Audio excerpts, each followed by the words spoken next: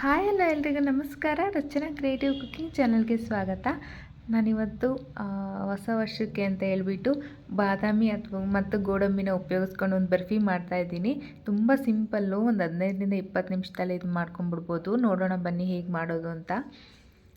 1 ಕಪ್ಪು ಗೋಡಂಬಿನ ತೊಗೊಂಡಿದ್ದೀನಿ, ಮಿಕ್ಸಿ ಜಾರಿಗೆ ಹಾಕ್ಕೊತಾ ಇದ್ದೀನಿ. ಹಾಗೆ ಅದೇ ಕಪ್ಪಲ್ಲಿ ಬಾದಾಮಿನೂ ಕೂಡ ತೊಗೊಂಡಿದ್ದೀನಿ, ಮಿಕ್ಸಿ ಜಾರಿಗೆ ಹಾಕ್ಕೊಳ್ಳೋಣ. ಇವೆರಡನ್ನೂ ನುಣ್ಣಗೆ ಪುಡಿ ಮಾಡ್ಕೊಂಬರ್ಬೇಕು.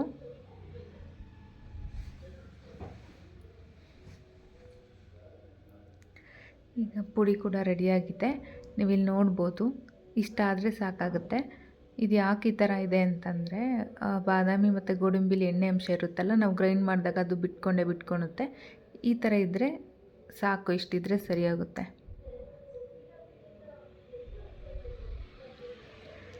ನೋಡಿ, ನಂತರ ಸ್ಟವ್ ಮೇಲೆ ಒಂದು ಬಾಣಲಿನ ಇಟ್ಕೊಂಡಿದ್ದೀನಿ.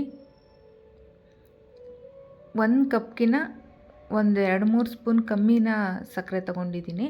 ಅದಕ್ಕೆ ಒಂದು 1/4 ಕಪ್ಪು ನೀರನ್ನು ಸಹ ಹಾಕ್ಕೊಂಡಿದ್ದೀನಿ.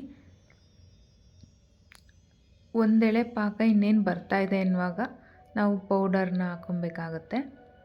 ಅಂದರೆ ಏನು ನಾವು ಗೋಡಂಬಿ ಮತ್ತು ಬಾದಾಮಿನ ರುಬ್ಬಿಟ್ಕೊಂಡಿದ್ದೀವಲ್ಲ, ಆ ಪೌಡ್ರನ್ನ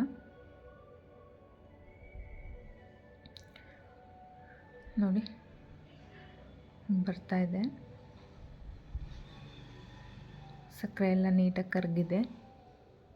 ಇವಾಗ ನಾವು ರುಬ್ಬಿಟ್ಕೊಂಡಿರೋಂಥ ಮಿಶ್ರಣನ ಹಾಕ್ಕೊಂಬಿಡೋಣ.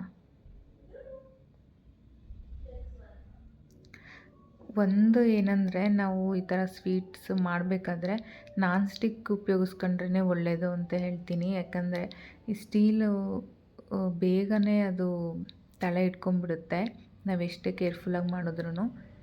ನಾನ್ ಸ್ಟಿಕ್ಕು ಚೆನ್ನಾಗಿರುತ್ತೆ ಅಂತ ತಿರುಗಿಸ್ತಾನೆ ಇರಬೇಕು, ಬಿಡಬಾರ್ದು ಕೈನ. ಅದು ಬಾಣಲಿಯಿಂದ ಬಿಟ್ಕೊತ ಬರುತ್ತೆ.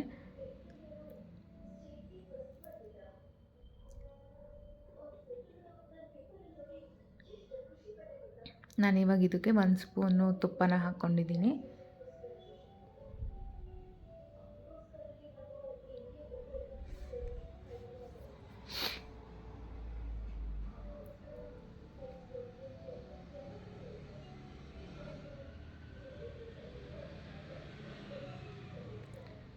ಬರದೇ ಇರೋರು ಕೂಡ ಈ ಸ್ವೀಟ್ನ ಮಾಡ್ಕೋಬೋದು, ತುಂಬ ಈಸಿ. ನಾವು ಬೇಕ್ರಿಲೇ ತೊಗೊಂಡು ತಿಂತೀವಿ ಅಂದರೆ ಎಷ್ಟೊಂದು ರೇಟ್ ಅಂತ ನಿಮಗೆ ಗೊತ್ತು. ಮನೇಲೇ ಎಲ್ಲರೂ ತಿನ್ಬೋದು ಕೂತ್ಕೊಂಡು. ಮನೇಲೇ ಸ್ವಲ್ಪ ಇಂಗ್ರೀಡಿಯೆಂಟ್ಸ್ನ ಹಾಕ್ಕೊಂಬಿಟ್ಟು ಮಾಡಿಕೊಂಡ್ರೆ. ಇದಕ್ಕೆ ನಾನು ಬಳಸಿರೋದು 3 ಇಂಗ್ರೀಡಿಯೆಂಟ್ಸು. ನಾನೀಗ ಒಂದು ಬಟರ್ ಪೇಪರ್ ಮೇಲೆ ನಾನು ಮಾಡಿಟ್ಕೊಂಡಿರೋಂಥ ಮಿಶ್ರಣನ ಹಾಕಿ, ಇದು ಬಿಸಿ ಎಲ್ಲ ಸ್ವಲ್ಪ ಉಗುರು ಬೆಚ್ಚಗಾಗಬೇಕು, ಅಲ್ಲಿವರೆಗೂ ಇದನ್ನು ಮಿಕ್ಸ್ ಮಾಡಬೇಕು. ಹಂಗೆ ನನಗೆ ಯಾವ ಥರ ಮಾಡ್ತಿದ್ದೀನೋ ಆ ಥರ ಮಾಡ್ಕೊಬೇಕಾಗುತ್ತೆ.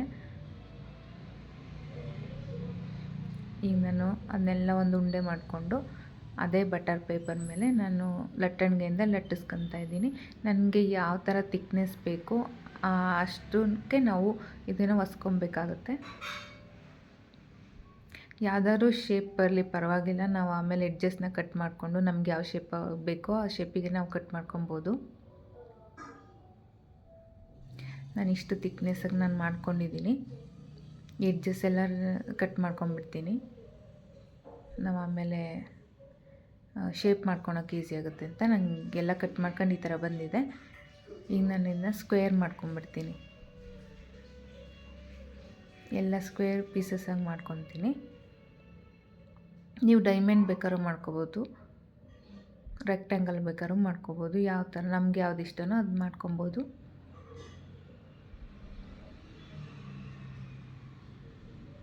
ಬೆಲ್ಲದಲ್ಲಿ ಕೂಡ ಈ ಸ್ವೀಟ್ನ ಮಾಡ್ಕೊಬೋದು. ಕಲರ್ ಈ ವೈಟ್ ಬರಲ್ಲ ಅಷ್ಟೇ, ಕಲರ್ ಚೇಂಜ್ ಆಗುತ್ತೆ. ಸೇಮ್ ಅದೇ ಥರನೇ ಬೆಲ್ಲನ ಪುಡಿ ಮಾಡಿಕೊಂಡು ಒಂದು ಸ್ವಲ್ಪ ನೀರು ಹಾಕ್ಕೊಂಡು ಪಾಕ ಮಾಡ್ಕೊಬೇಕಾಗುತ್ತೆ. ನೋಡಿ ಈ ಥರ ಬಂದಿದೆ. ನನಗೆ ತಿಂತೀನಿ, ತುಂಬ ಚೆನ್ನಾಗಾಗಿತ್ತು. ತುಂಬ ಸ್ವೀಟು ಆಗಿರಲಿಲ್ಲ. ಸೇಮ್ ನಾವು ಬೇಕ್ರಿನಲ್ಲಿ ಕಾಜು ಕಟ್ಲಿ ಹೇಗೆ ತಗೊಂಡು ತಿಂತೀವಲ್ಲ, ಸೇಮ್ ಅದೇ ಥರನೇ ಇತ್ತು. ನೀವೆಲ್ಲರೂ ಒಮ್ಮೆ ಟ್ರೈ ಮಾಡಿ, ಹೊಸ ವರ್ಷಕ್ಕೆ ಮಾಡ್ಕೊಳ್ಳಿ. ಮನೆ ಮಂದಿ ಎಲ್ಲ ಆರಾಮಾಗಿ ಈ ಸ್ವೀಟ್ನ ತಿನ್ಕೊಬೋದು. ಎಲ್ಲರಿಗೂ ಹೊಸ ವರ್ಷದ ಹಾರ್ದಿಕ ಶುಭಾಶಯಗಳು.